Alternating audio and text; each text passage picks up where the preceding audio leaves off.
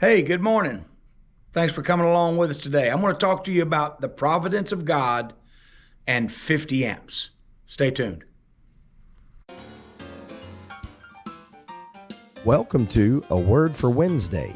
Thank you so much for joining us. Each Wednesday you will find Boggs Family Ministries is here with our host, Davy Boggs. Having you along with us is a wonderful addition. Now, let's enjoy together A Word for Wednesday.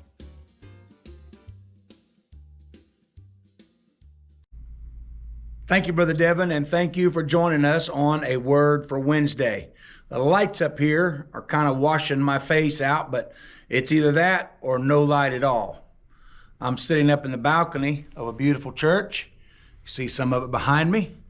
Talking to you today about the providence of God and 50 amps. Let's get right into it. I've mentioned before here and other places how thankful I am, very thankful I am that my dad taught me to work. He absolutely loves to work to this day. And he tried his best to instill that love of his work and my work. He tried to instill it in me. And I did not love it then, but I am extremely thankful for it now. My dad was an electrician in factories most of his working life. He also wired houses and took care of a man's rent houses and other businesses. He did a lot of maintenance on two small factories that were near our home. And he took me and my brother Steve with him on these and other side jobs from the time we were very, very small. If we could walk, we could work. That might be a slight exaggeration, but not much, and Dad knows it to be true. And he also raised two 100-acre gardens. Well, they weren't really 100 acres. Dad only owned a little over an acre, but he had two gardens on that. Seemed like 220 of it was mowing and 200 of it was gardens. Oh man, those gardens seemed so big when I was a kid. And there was always something going on. He had some project in the yard, in the house, in the barn. Somewhere there was a project. He was always working. And to me, it felt like that's all we did when I was a kid. That's, just always working. I would have rather stayed in bed. I would have rather not been in those cold factories in the winter. I would rather not crawl in some narrow crawl space with spiders and snakes and who knows what all. I would have rather been fishing or swimming or playing ball in the summer. I would rather not have been working. As I said, I did not love it then, but I'm extremely thankful for it now. I can't tell you how many times I could not get something done as an adult. I could not do it. I didn't have the knowledge. I did not have the skill set. I didn't have the strength, but I did it anyway because my dad instilled that in me. And I'm not only thankful that Dad taught me to work, but I'm thankful he taught me about his work, the electrical work. I had no idea how much of that I was picking up through the years. I kind of say I got that by osmosis. If you don't know what that is, kids, look it up. It's really neat.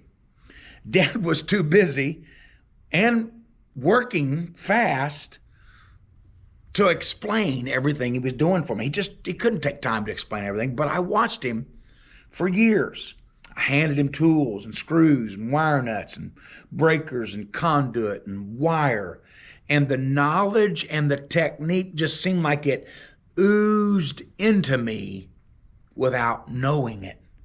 After Kelly Jo and I married, I worked for an electrical contractor for about 3 months before I hired on at GM.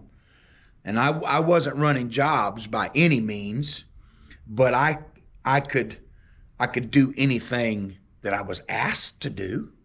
And that kind of surprised me.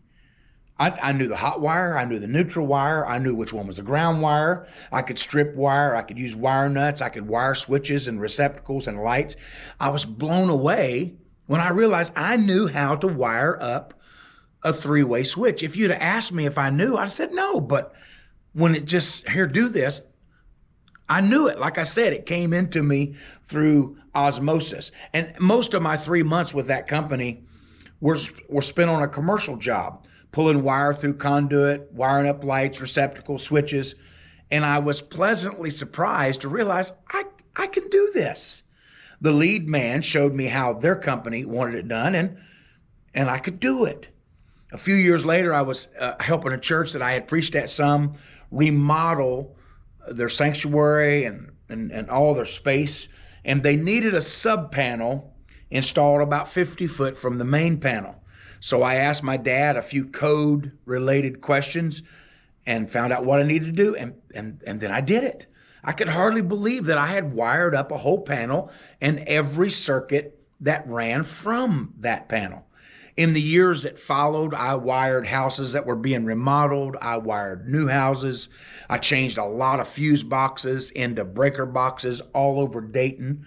And all of this was possible because my dad took me to work and took me to work and took me to work and took me to work when I really did not want to go to work at all. It's a little hot up here. Pause for station identification. I didn't bring a hanky with me. Now, let me bring in the providence of God. Could God have been working in those old cold factories in the wintertime? Could God have been working in those hot factories in the summertime? Could God have been working when I would rather have been swimming? I absolutely believe God was working. The knowledge and skills that I learned by accident when I was a child and a teenager have proved to be absolutely invaluable to me in my adult life, especially in our last 20 years that we've spent on the road.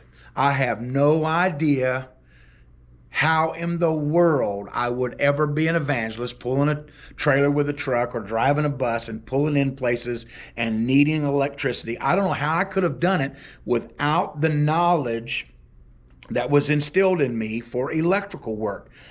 It would have been mighty inconvenient.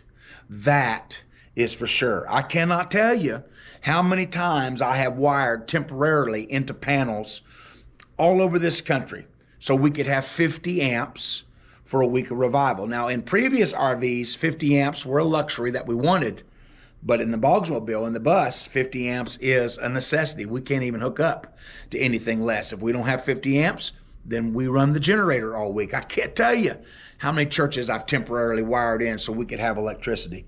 And then there is a 50 amp box with a pigtail that I made up 20 years ago. I've carried it with me, and I've temporarily wired that in for 20 years. And I keep all the breakers that I might need and the wire, and it's just easy peasy now that I have the knowledge and I have the stuff to do it. And because of the providence of God too. Now, I lost count many years ago how many 50 amp plugs I have permanently installed on the side of churches in America. The number is in the dozens for sure. And I've also made sure that 50 amp plugs were correctly wired and averted a whole lot of trouble because of the knowledge that God imparted to me through my dad by osmosis. There are a lot of things I don't know about electrical work. I still ask my dad a lot of questions. I would be lost in a lot of commercial electric and certainly in industrial electrical work. But I am thanking God today for providentially using my dad and all those jobs that I didn't want to be on, that I didn't enjoy, to give me the basic knowledge to survive and even thrive. Thank you, Dad. Thank you, God. I appreciate the lessons you both taught me. How about you? Can you look around your life and see things right now that you are not enjoying, circumstances of life that you are not enjoying at all? But maybe God is working for something good in the future? Can you see things in the past that weren't enjoyable, that weren't fun, that were a hard pull? But now you can see, hey, that was the providence of God. That was good for me. I needed that because now I'm using knowledge I would never have had it not been for those times that I did not enjoy. Can you see that in your life? Can you see God providentially using things, stuff, circumstances to bring you to where He wants you to be? Thank God for the providence of God and 50 amps. Sure has been a blessing to me.